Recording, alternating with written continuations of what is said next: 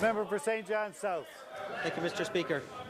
Mr. Speaker, this petition is regarding the meeting I attended at Holy Cross last night, and it's whereas the Holy Cross School is a small family-orientated school that gives all the children the highest education possible, whereas Holy Cross School helps support the many students who have difficulty and/or learning disabilities to reach their highest potential.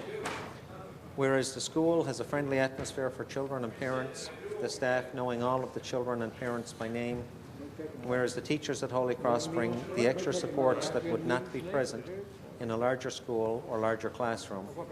Whereupon the undersigned, your petitioners humbly pray and call upon the House of Assembly to urge the government to consider keeping Holy Cross open and to allow the children of the area to attend a neighbourhood school as was promised by education reform.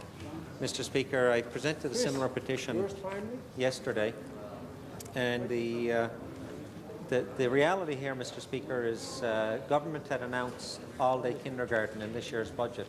That wasn't taken into consideration a couple of years ago when the decision was made to close Holy Cross Elementary. I think that government will require, the schools will require additional classroom space as a result of that announcement. A good announcement, I say. It's something that this party has called for some time. But the announcement that government will introduce all-day kindergarten will certainly require additional classroom space.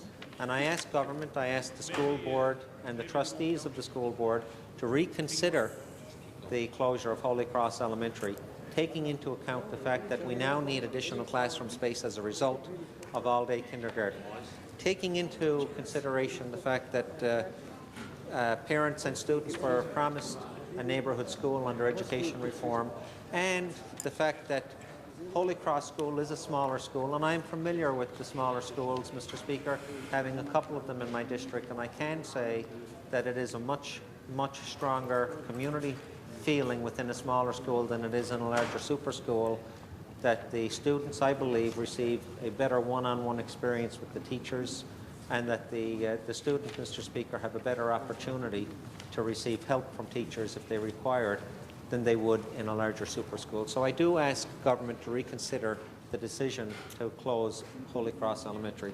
Thank you, Mr. Speaker.